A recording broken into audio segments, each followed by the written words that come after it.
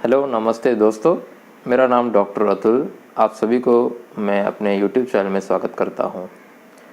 आज हम एक नया विषय लेके आए हैं, जहां आपने देखा ही होगा थंबनेल में। जी हां, हम आज वर्षा ऋतुचर्या के बारे में बात करेंगे। तो वीडियो में जाने से पहले अगर कोई भी नया है इस चैनल पे तो ज़रूर हमें सब्सक्राइब करके और शेयर करके सपोर्ट कीजिएगा। चलते हैं हम वीडियो की तरफ। आयुर्वेद के शास्त्रों में कहा गया है, आयुर्वेद का उद्देश्य भी वही है, जैसे कि स्वस्थस्य स्वास्थ्य रक्षणम। तो जो स्वस्थ पुरुष है उनके स्वास्थ्य का ध्यान रखा जाए, उनका स्वास्थ्य को वैसे ही अच्छा रखा जाए, तो उनके स्वास्थ्य के बारे में देखा जाए। वो एक प्रिवेंटिव एस्पेक्ट हुआ।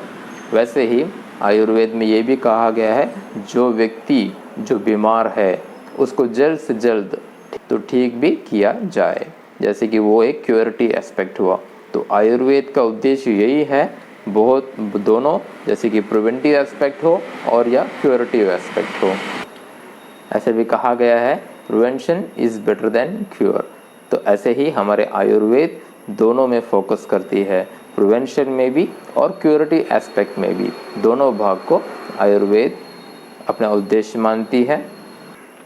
ऐसे ही हम जब आयुर्वेद के ग्रंथों में जाके देखेंगे, एक एक अध्याय ऐसे भी है जहाँ पे दिनचर्या के बारे में बताया गया है। तो दिनचर्या में हमें क्या करना चाहिए, हम जब सुबह उठते हैं और रात तक हम क्या क्या करना चाहिए, कौन सा पहला करना चाहिए, कौन सा बाद में करना चाहिए, कब खाना चाहिए, क्या खाना चाहिए, वो सब एक एक डिटेल में हमें उस अध्याय में बताया गया है। और ऐसे ही आयुर्वेद के ग्रंथों में ऋतुचर्या का भी वर्णन किया गया है। ऋतुचर्या क्या होता है, कितने ऋतु होते हैं, और हर एक ऋतु में, हर एक ऋतु की एक एक खासियत रहती है।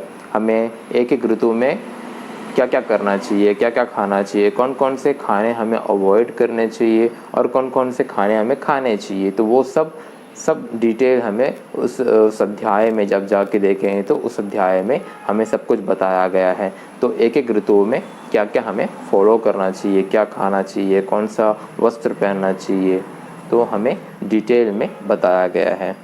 तो आज हम इस वीडियो में वर्षा ऋतुचर्या के बारे में बात करेंगे। तो वर्षा ऋतु जून के महीने से सितंबर करके जो महीना होता है, वो हम वर्षा ऋतु या वर्षा होने की जो चांसेस होती है वो बहुत ज़्यादा होती है, जून से लेके सितंबर तक। तो हम उस ऋतु, जो भी ऋतु हो, हमें अपने नेचर से मिलजुल कर रहना चाहिए। तो यही जो टाइम होता है जहाँ पे अधिकतर हमें बीमारियाँ आती है। इसी वर्षा ऋतु में हमें अधिकतर से अधिकतर बीमारियाँ आती है।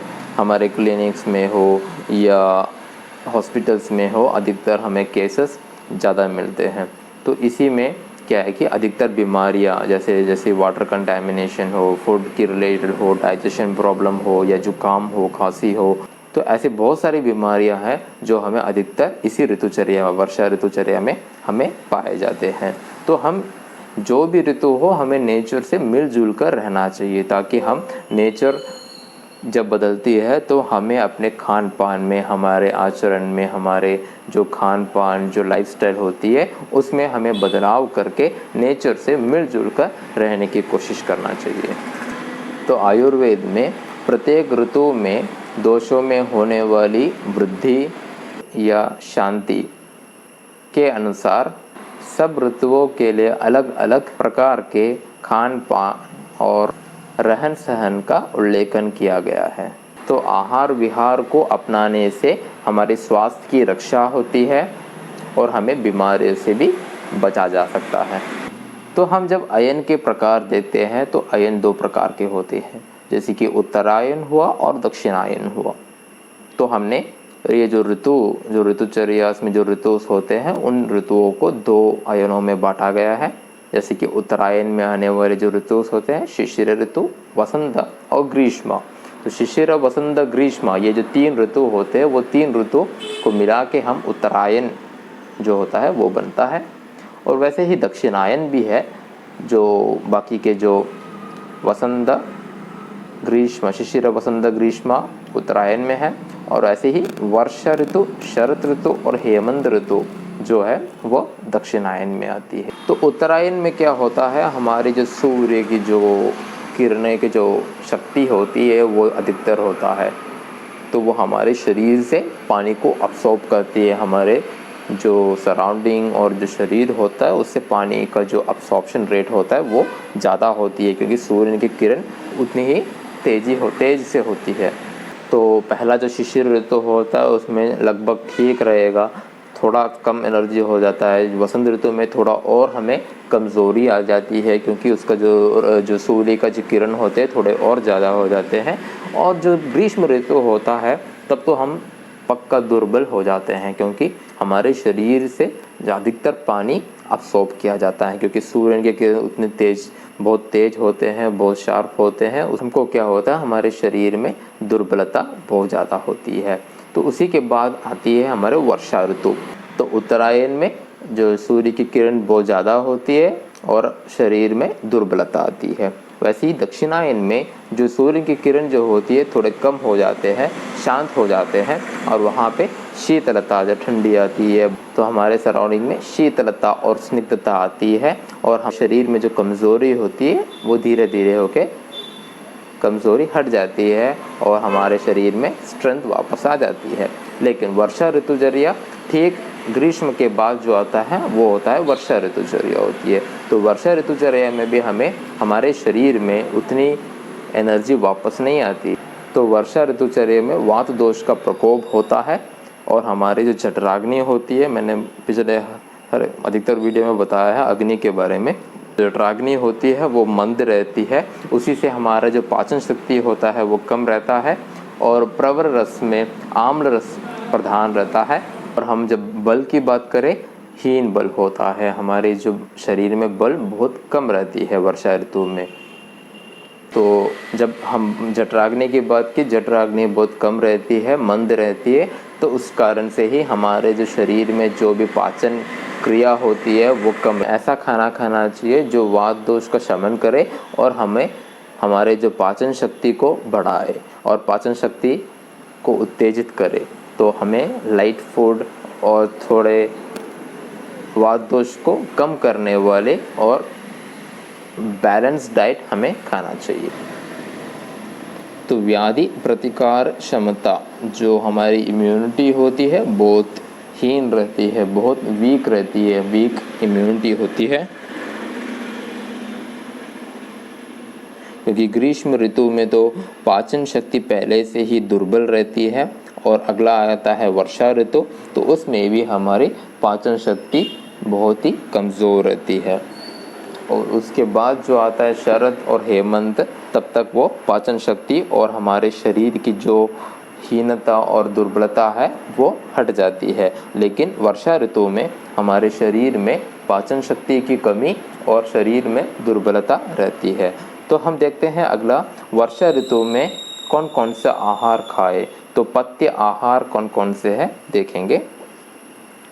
तो हमें हल्के, सुपाच्य, ताजे और पाचक अग्नि को बढ़ाने वाले खाद्य पदार्थ का सेवन हितकारक होता है। पदार्थ जो वात को शांत करने वाला हो।